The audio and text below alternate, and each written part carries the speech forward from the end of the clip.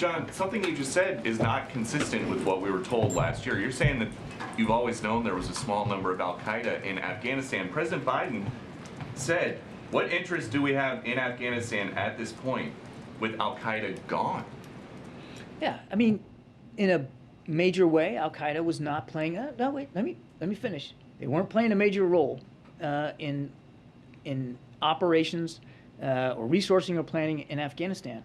But Peter, I know specifically because I was at a different podium a year ago, and we talked about the fact that al-Qaeda had a presence in Afghanistan, but small and not incredibly powerful or potent. And I think, again, without getting into numbers, we would still assess that to be the case. So we know that the Taliban was harboring the world's most wanted terrorist.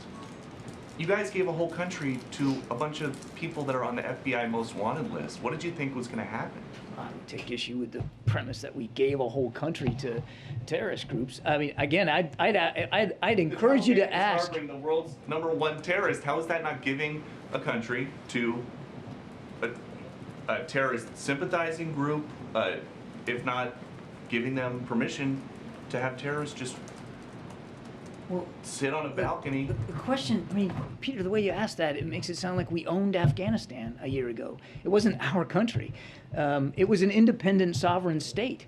And the president made a bold decision to end a war that had been going on for 20 years because he believed then, and still believes now, that our national security interests are best met by meeting the threats of today, not the threats of 2001.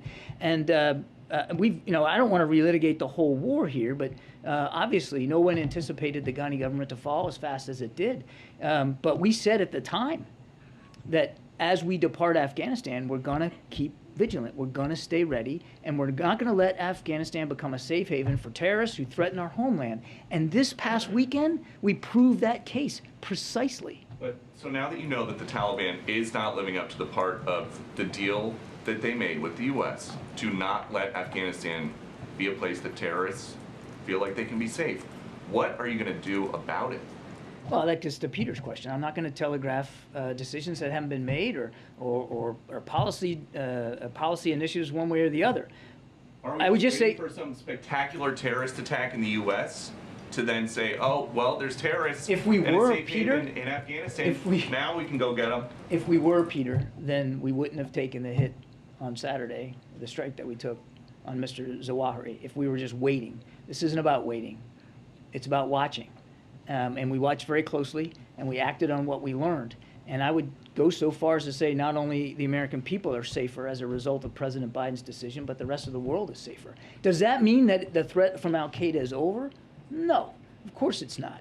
Now, they'll have to make some decisions here, and we'll watch that too. And if we discern a threat to the American homeland again from them or any other terrorist group, the president will reserve the right to take that action again. If you enjoyed this video, hit like and subscribe to our channel so you'll be sure to see similar videos from BlazeTV with the added bonus of signaling YouTube that your voice and opinion still matters. And if you're looking for more great conservative content, check out one of the 2 videos suggested here.